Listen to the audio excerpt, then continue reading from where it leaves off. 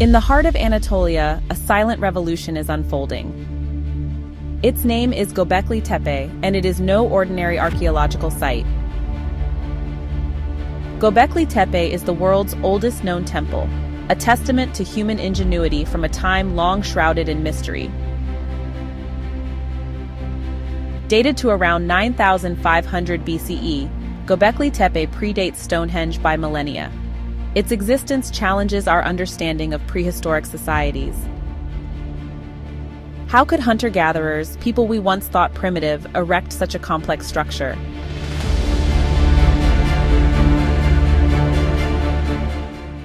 They were a highly advanced group of hunter-gatherers. They did not know how to farm, but they knew how to carry a rock weighing over 10 tons. They were masters in arts. The evidence of their carvings, paintings, and sculpture is all over this area. They lived in large groups of several hundreds, which was rare in those times. They were ahead of their time in technology and innovation. In the 1990s, Klaus Schmidt, a German archaeologist, recognized the true significance of Göbekli Tepe. Schmidt's excavations revealed a series of circular enclosures, some reaching 30 meters in diameter. These enclosures were not ordinary dwellings. They were meticulously crafted spaces, unlike anything previously seen from the pre-pottery Neolithic period. Schmidt's team unearthed massive T-shaped pillars, some weighing up to 20 tons.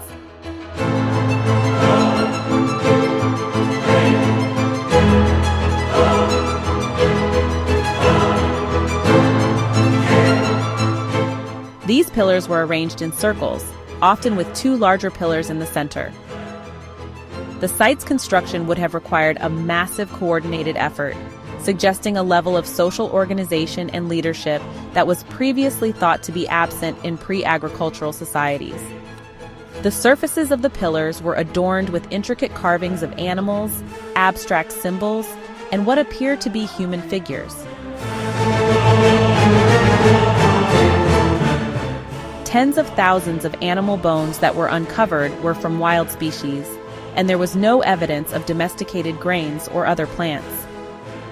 The site, Schmidt argued, was a ritual center, perhaps some sort of burial or death cult complex rather than a settlement.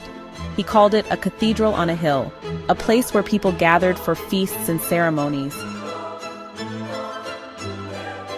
Only about 10% of Göbekli Tepe has been excavated. The rest is still under the ground. Imagine how large this area actually was. But things get worse. Imagine if I draw a circle around Göbekli Tepe, a circle with a diameter of about 50 kilometers. There were many more sites within this circle that resemble the Göbekli Tepe. A good example is the Karahan Tepe. Similar structures, pillars, and perhaps rituals and ceremonies. This was a huge community of hunter-gatherers side by side. What was happening here?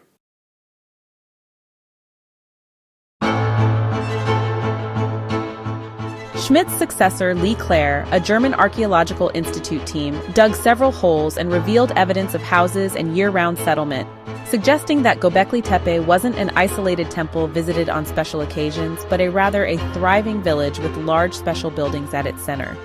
The team also identified a large cistern and channels for collecting rainwater, key to supporting a settlement on the dry mountaintop, and thousands of grinding tools for processing grain for cooking porridge and brewing beer. They were trying to establish settlements here, but they could not live here permanently because they did not know anything about agriculture. They still had to disappear into the mountains and grasslands, looking for wild animals and plants and gather seeds. There was this need to grow the food in their backyards, so they didn't have to migrate around all the time, and they could make this place their permanent home. But that was only a wish. For a long time, archaeologists believed that agriculture was the cause of early human settlements. But the evidence here proves the exact opposite. Agriculture may have been the effect. Göbekli Tepe demonstrates that hunter-gatherers were capable of far greater social complexity and architectural sophistication than previously believed. It has challenged the traditional narrative of human history, which posited a linear progression from simple hunter-gatherer bands to more complex agricultural societies. The Anatolian hunter-gatherers will not learn how to farm for another 1,000 years. The science of agriculture was discovered in the Levant, in modern-day Israel and Palestine. At the same time, on the Iranian Zagros, people were doing animal husbandry. But it takes another 1,000 years for these three groups to meet up and begin sharing knowledge and technology. After that, the world began to change.